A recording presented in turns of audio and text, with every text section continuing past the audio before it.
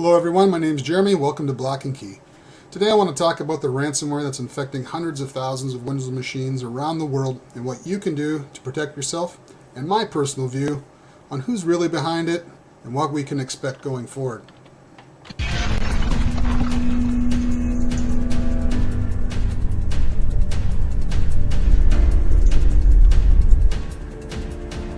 Block and Key.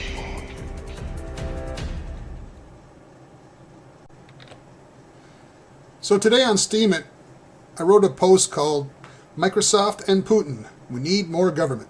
Now I guess Vladimir Putin just came out today too, demanding more government, we need to do something. And I posted a couple of links here to some articles that I'm going to touch upon and show you here in a moment. I have some highlights to it, and just so you can understand my viewpoint on what's really happening. If you want to check me out on Steemit, please feel free. If you're not using Steemit, I highly recommend it. You can get paid to post in cryptocurrency called Steem. There's a great community that's forming in there with all the censorship from the social justice warriors. A lot of people are moving to this platform because it's put on a blockchain, so this information, these ideas and thoughts can't be deleted or really censored.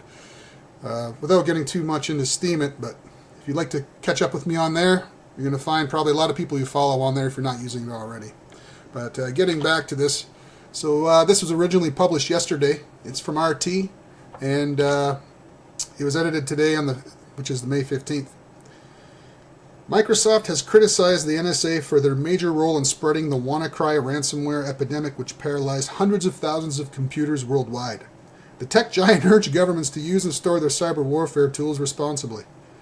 We have seen vulnerabilities stored by the CIA show up on WikiLeaks, and now this vulnerability stolen from the NSA has affected customers around the world.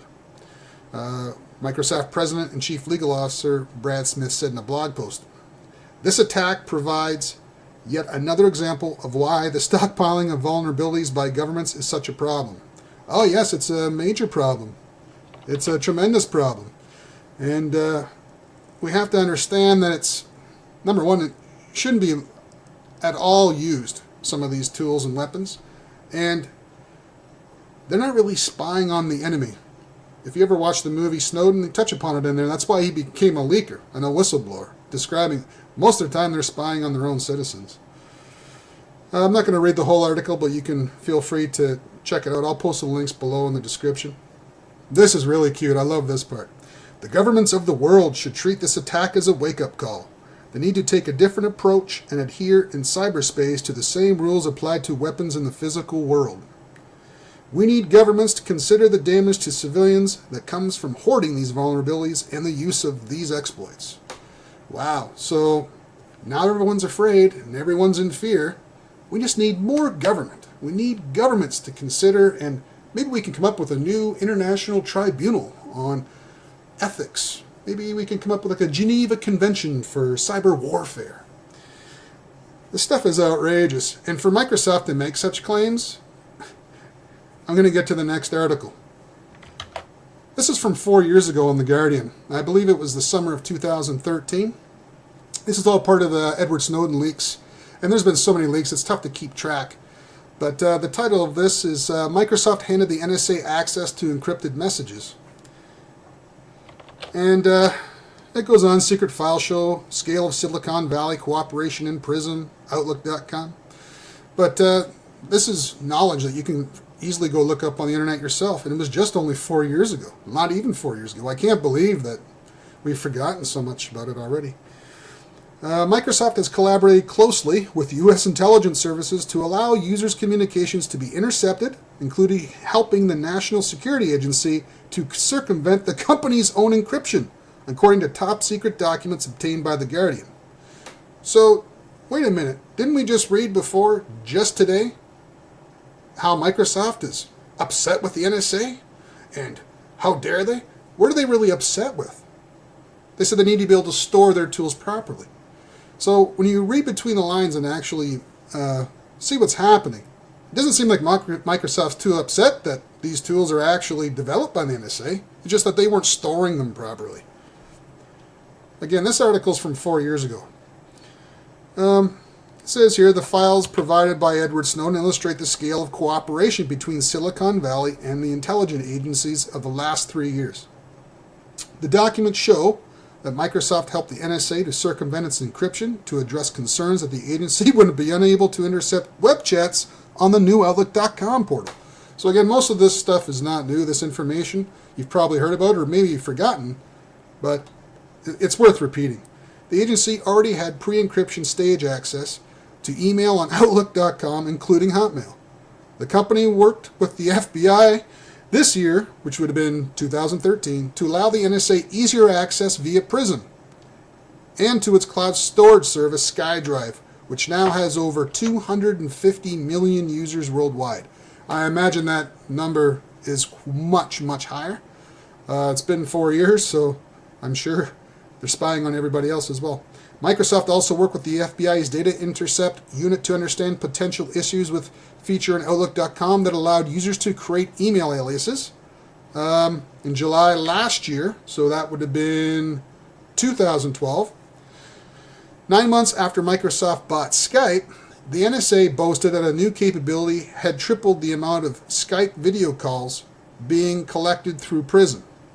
Material collected through Prism is routinely shared with the FBI and CIA, with one NSA document describing the program as a team sport. A team sport. Now, I'm not going to go through the entire article, but again, this article is from The Guardian in 2013. If you type that into Google, I'm sure you'll find it.